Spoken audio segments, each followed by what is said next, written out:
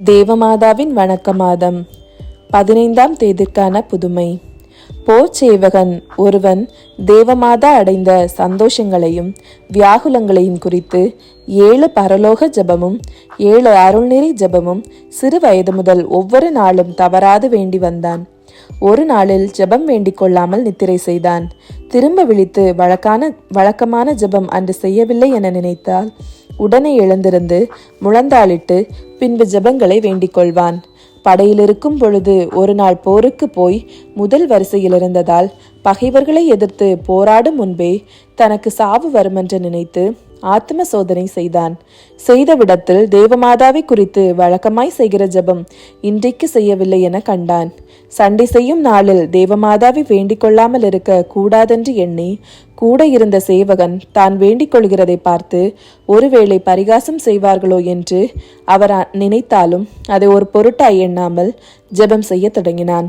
அப்போது அருகில் நின்ற சேவகர் இவன் வேண்டிக் கொள்கிறதை கண்டு நகைத்து பரிகாசம் செய்தார்கள்.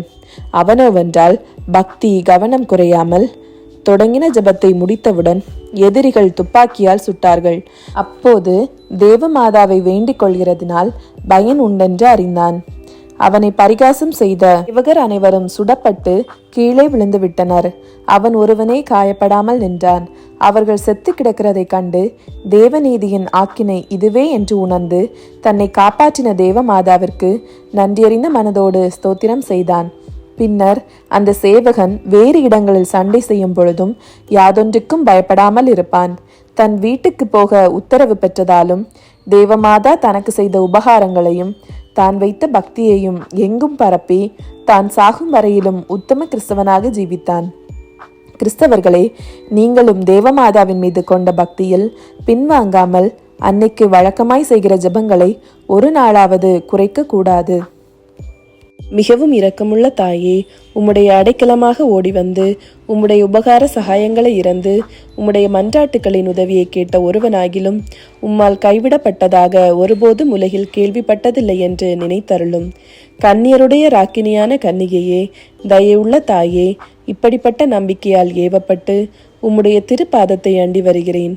பெருமூச்செறிந்தழுது பாவியாகிய நான் உமது தயாளத்துக்கு காத்து கொண்டு உமது சமூகத்திலே நிற்கிறேன். அவதரித்த வார்த்தையின் தாயே, என் மன்றாட்டை புறக்கணியாமல் தயாய்பரியாய் கேட்டு தந்தருளும். ஆமீன்.